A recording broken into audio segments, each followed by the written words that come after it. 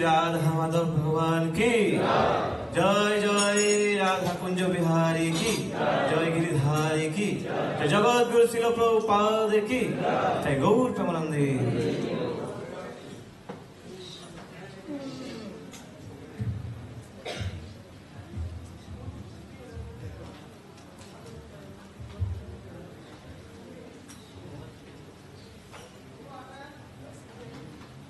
হরে কৃষ্ণ। এখানে আমার কি সামনে অনেক বরিষ্ঠ ভক্তরা আছেন, যে তাদের কাছ থেকে অনুমতি দিয়ে কি এই ক্লাসে বসা উচিত। তো ওনাদের কাছে আমি প্রার্থনা জানাবো, নিরঞ্জনী প্রভু, ধনবন্তরী প্রভু এবং তাদের মধ্যে আরো অনেক অন্যান্য ভক্তরা আছেন, সকলের নিকটে আমি প্রার্থনা জানাচ্ছি আপনারা আশীর্বাদ করবেন যেন শিল প্রভুপাদের সেই সম্মান রক্ষা করতে পারি। শিল প্রভুপাদ যা বলতে চেয়েছেন এবং এই ইস্কনের যে উদ্দেশ্য তাই যেন আপনাদের মাঝে তুলে ধরতে পারি। আপনারা সবাই আশীর্বাদ দান করবেন এই প্রার্থনা জানাই। তো আমরা এখন মুখবন্ধ পাঠ করব, তো আপনারা সবাই আমার সাথে বলে আমাকে সহায়তা করবেন। হরে কৃষ্ণ। ओम अगणते विरान्दस्य ज्ञानाञ्जनशलाकया चक्षुर्मिलितं येन तस्मै श्रीगुरुवे नमः।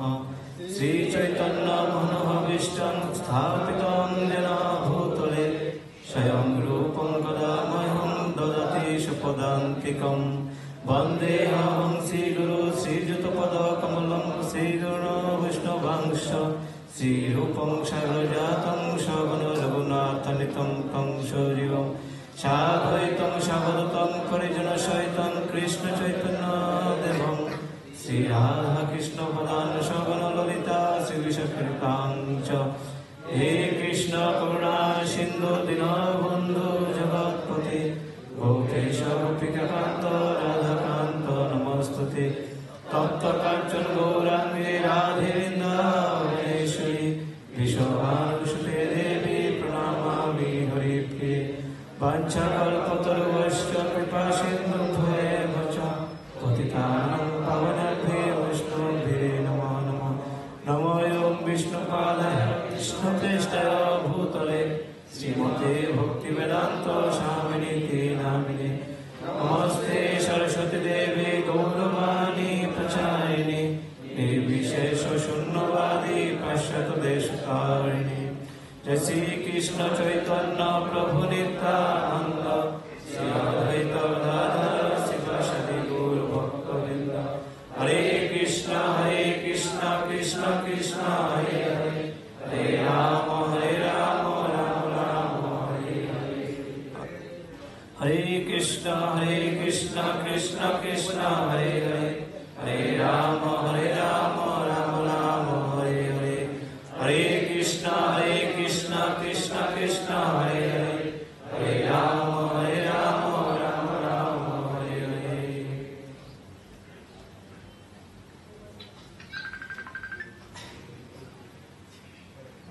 নারায়ণং নমস্কৃত্যং নরং চৈব নরোত্তমং দেবীং সরস্বতী বেশং ততো জয়মুদীরয়ে।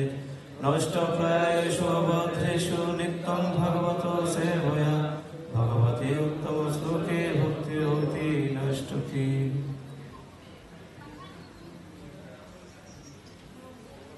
আমাদের এই আধ্যাত্মিক জীবনে হরিনামকে কেন্দ্র করে কি সবকিছু আমরা যত সুন্দরভাবে এবং কি নিরপরাধে এই হরিনাম জপ করতে পারবো ততই আমরা কি ভক্তি পথে আধ্যাত্মিক পথে কি উন্নতি করতে পারবো। হরে কৃষ্ণ। এখন শ্রীমদ্ ভগবদ্গীতা থেকে 7ম অধ্যায় 15 নম্বর শ্লোক থেকে আমি আলোচনা করার চেষ্টা করব। আর এর আগে যেহেতু ইসকনের একটি নিয়ম আছে, পাঠের আগে শিল প্রভুপাদের কিছু গণকীর্তন বা লীলামৃত আলোচনা করতে হয়। তো আমি চেষ্টা করব শিল প্রভুপাদের সেই অপ্রাকৃত লীলা তুলে ধরার জন্য। কারণ শিল প্রভুপাদের উদ্দেশ্য একটাই ছিল, এই ব্রহ্মাণ্ডের সমস্ত মনুষ্য জীবন যেন কি ভগবানের পদ্মে আশ্রয় গ্রহণ করে, যেন সেই গোলক ধাম ভগবানের কাছে পৌঁছাতে পারে। যদি শিল প্রভুপাদ একা চিন্তা করতো যে ওনার নিজে শুধু একাই ভগবত ধামে প্রবেশ করবেন, তাহলে সেটা খুব সহজেই সম্ভব ছিল। শিল প্রভুপাদ চিন্তা করলেন যে এই জগতের অধবুদ্ধ জীবদের কি গতি হবে। এবং শাস্ত্রে আছে চৈতন্য মহাপ্রভু নির্দেশ দিয়েছেন, আদেশ করেছেন যে এই ভারত ভূমিতে জন্মগ্রহণ করে পাশ্চাত্য দেশের কি তাদের উদ্ধার করার জন্য এবং সমগ্র পৃথিবীতে সে হরিনাম প্রচার করার জন্য, প্রত্যেকের জন্য কি সেই আদেশ এবং নির্দেশ উন্মুক্তভাবে ভগবান শ্রী চৈতন্য মহাপ্রভু কি আমাদের কাছে অর্পণ করেছেন। এবং শিল প্রভুপাদ তার শ্রী গুরুদেবের আদেশে কি পাশ্চাত্য দেশে পরিভ্রমণ করেন, যেন তারাও যেন সেই ভগবানের পাদপদ্ম লাভ করতে পারে। শিল প্রভুপাদ কত কষ্ট করে এই ইসকনের কি প্রচার কার্য এবং প্রতিষ্ঠা করেছেন এবং কি তা সফল হয়েছেন।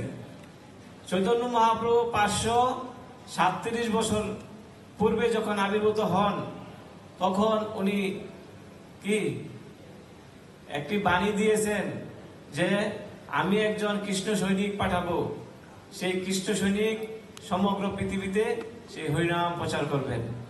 সেই ব্যক্তিটি হলো কি? ছিল প্রভুপাদ, আর অন্য কেউ নন।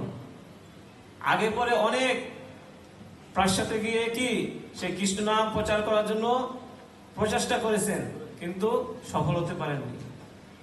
ছিল প্রভুপাদই একা সফল হয়েছেন।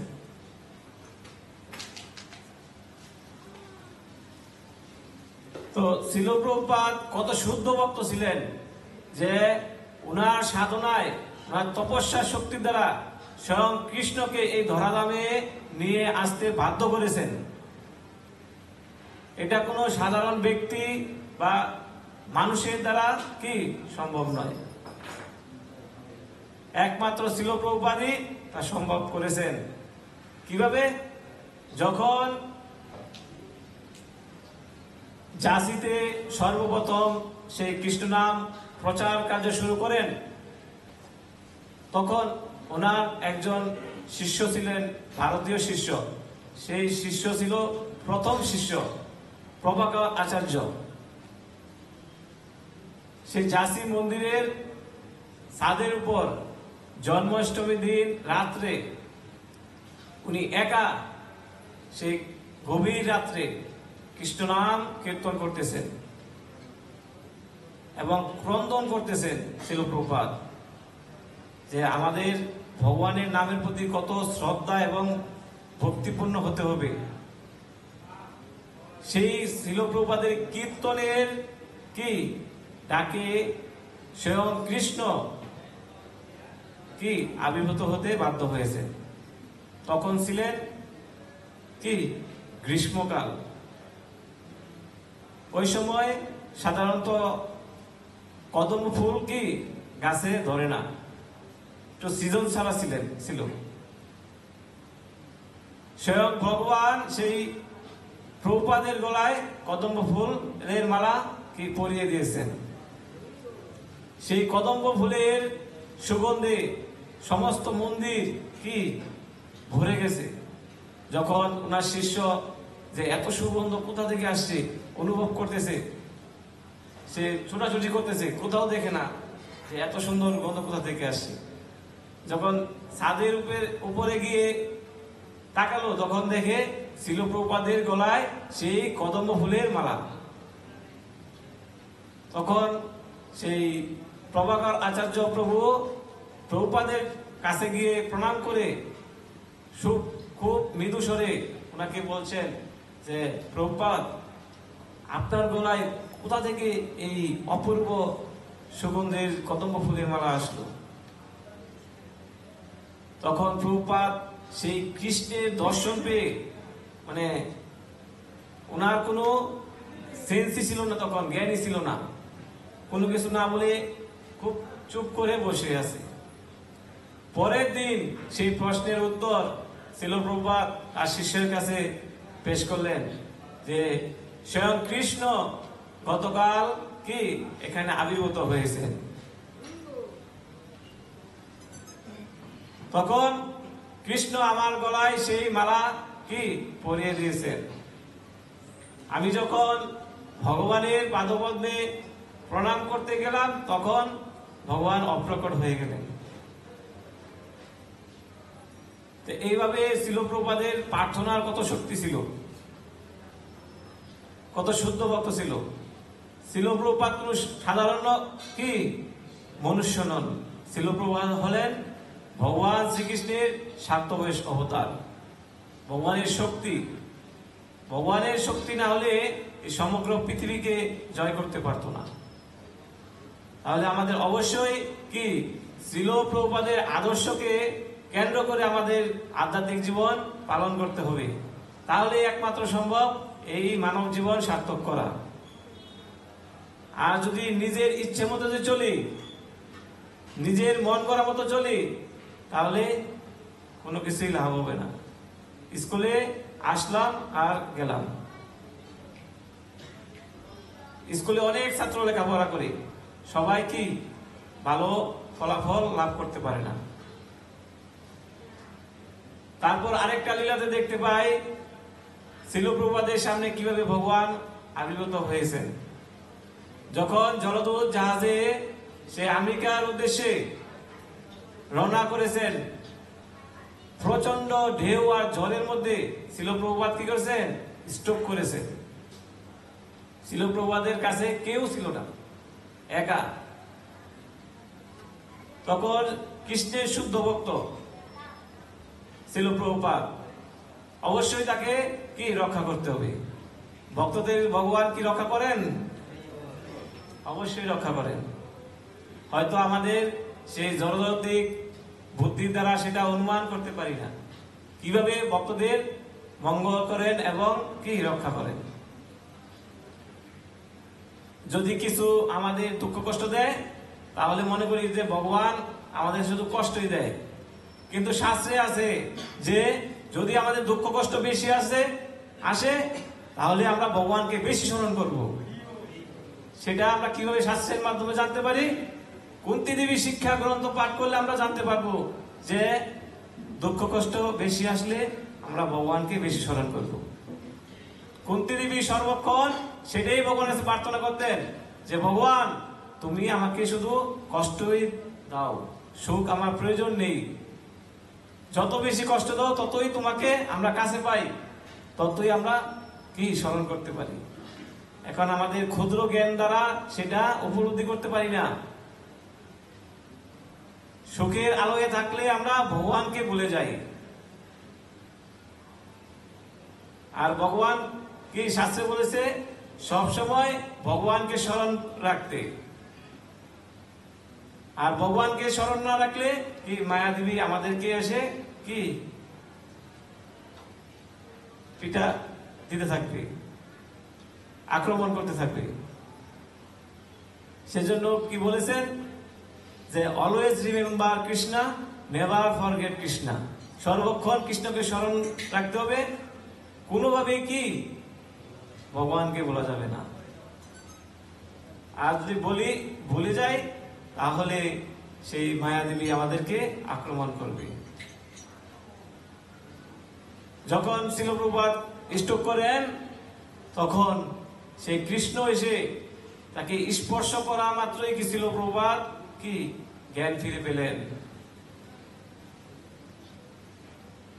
অন্য কিছু করতে হয় নাই, কারণ ভগবান হলো চিন্ময় শক্তি। প্রত্যেকটা ইন্দ্রিয় ভগবানের কি এক একটা ইন্দ্রিয়ের আরেকটা ইন্দ্রিয়ের কার্য করতে পারে। চোখ দিয়ে ভগবান আহার করতে পারে, আমরা কি পারবো? হাত দিয়ে কি অন্যান্য যেটা নাকের কাজ সেটা করতে পারবে। একমাত্র কৃষ্ণই কি পূর্ণ, তাই ভগবানের দ্বারা সম্ভব। কিভাবে সম্ভব? পরমেশ্বর ভগবান আমাদের হৃদয়ে আছে বিধায় আমরা সচল চলতে পারি। পরমাত্মা রূপে ভগবান আমাদেরকে ছেড়ে চলে যাবে, আমরা অচল হয়ে যাব। কারণ পরিপূর্ণ শক্তি হলেন ভগবান শ্রীকৃষ্ণ। তো এইভাবে স্পর্শ করার মাধ্যমে শিলপ্রপাত কি তার পূর্ণ জ্ঞান ফিরে পেলেন। যখন চোখ খুলে দর্শন করলেন যে ওনার সামনে স্বয়ং কৃষ্ণ এসে উপস্থিত, তখন শিলপ্রপাত কি ভক্তি ভরে কৃষ্ণকে প্রণাম করা মাত্রই কি ভগবান অপ্রকট হয়ে গেলেন। এতে আমরা কি জানতে পারি শিলপ্রপাত কত শুদ্ধ ভক্ত। তাহলে আমাদের শিলপ্রপাতের আদর্শকে নিয়ে আমাদের জীবন যাপন করা উচিত কিনা? অবশ্যই করা উচিত। কারণ শিলপ্রপাত বলছে যে এমনও প্রতিজ্ঞা করেছেন যে তোমরা 16 মালা জপ করো, বাকিগুলা আমি করে দেব। কারণ এই কলিযুগে স্বয়ং চৈতন্য মহাপ্রভু কি 64 মালা করার নির্দেশ দিয়েছেন। সেই নির্দেশ শিলপ্রপাত 16 মালাই দিয়েছেন, কারণ শিলপ্রপাতের সেই শক্তি আছে ভগবানের নির্দেশকে কি অবকাঠামো করার, পরিবর্তন করার। কারণ শিলপ্রপাত সেটা কি ভগবানের কাছে কৈফিয়ত দিবেন যে হে ভগবান, আমি তাদেরকে নির্দেশ দিয়েছি 16 মালা করার জন্য, তাদেরকে তুমি কি অপরাধ থেকে মুক্ত করে দাও। তোমার পাদপদ্মে আশ্রয় দান করুন। এত সহজ করে দিয়েছেন ছিল প্রভুপাদ। তারপর আরেকটা লীলা আছে ছিল প্রভুপাদের, যে এই শ্রী জগন্নাথকে কিভাবে সারা সমগ্র পৃথিবীতে প্রচার করেছেন। কারণ জগন্নাথ পুরীতে কি আমাদের সনাতন ধর্মের বহির্ভূত ব্যক্তিদের কি প্রবেশ করা নিষিদ্ধ, সেখানে পান্ডারা কি প্রবেশ করতে দিবে না। যখন পাশ্চাত্য থেকে ওনার সাথে অনেক কি সেই বিদেশি ভক্তদেরকে নিয়ে আসছেন সাথে করে, তখন প্রভুপাদকে ঢোকার অনুমতি দিয়েছেন পুরীর রাজগেটে, কিন্তু ওনার সাথে যারা শুদ্ধ ভক্ত শিষ্যরা তাদেরকে প্রবেশ করার জন্য অনুমতি দেননি। তখন ছিল প্রভুপাদ বলছেন, তোমরা এই জগন্নাথকে দর্শন করতে দাওনি, আমি একদিন এই জগন্নাথকে সমগ্র পৃথিবীতে কি দর্শন করিয়ে দেখাবো। তখন ছিল প্রভুপাদ প্রথম সেই নিউ ইয়র্কে কি জগন্নাথ বলদেব সুভদ্রা মহারানীর রথযাত্রা শুরু করেন। সেখান থেকেই শুরু হয়েছেন যে সারা পৃথিবীতে সেই রথযাত্রার প্রচলন। আগে শুধু ভারতবর্ষে শুধু রথযাত্রা হতো, পুরীতে বা বিভিন্ন কি ধর্ম প্রতিষ্ঠান বা সেই ধামে বা ভারত বাংলাদেশ অন্যান্য স্থানে, এর বাইরে কোনো কোথাও সেই রথযাত্রা হতো না। আজকে আমরা দেখতে পাই যে সারা পৃথিবীতে কিভাবে সেই জগন্নাথ বলদেব সুভদ্রা মহারানীর রথযাত্রা প্রচলিত হচ্ছে। আর এর মাধ্যমে সেই ইসকনের প্রচার কার্য আরো বেশি করে বৃদ্ধি পাচ্ছে, এবং যারা ভগবানকে দর্শন করার মতো সৌভাগ্য হয় না, তারাও আজকে কি সেই দর্শন করে তাদের মানব জীবন সার্থক করতেছেন। গতকাল আমি একটি দুলাল বাবুর বিরুদ্ধে দর্শন করেছি যে পোল্যান্ডের ভক্তরা কিভাবে জগন্নাথকে দর্শন করতেছেন, তারাও সেই স্বীকৃতি লাভ করতেছেন। কিভাবে? ছিল প্রভুপাদের কারণে।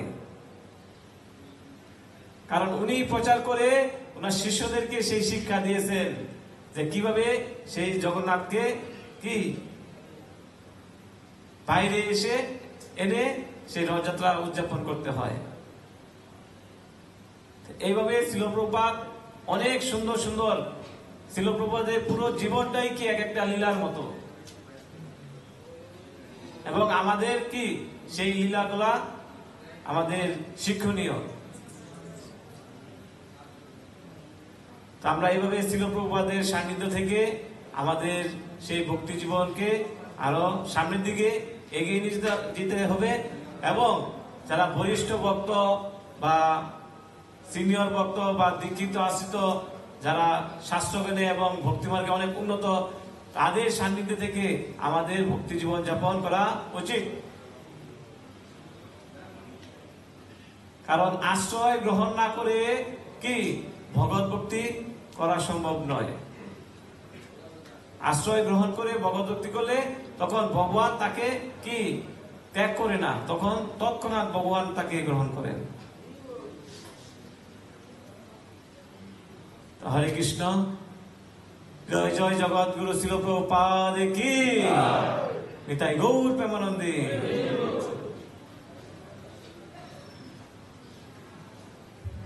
অনেক সময় বিলম্ব হয়ে গেছে, আমি চেষ্টা করব ভগবদ্গীতা থেকে শ্লোক পাঠ করব।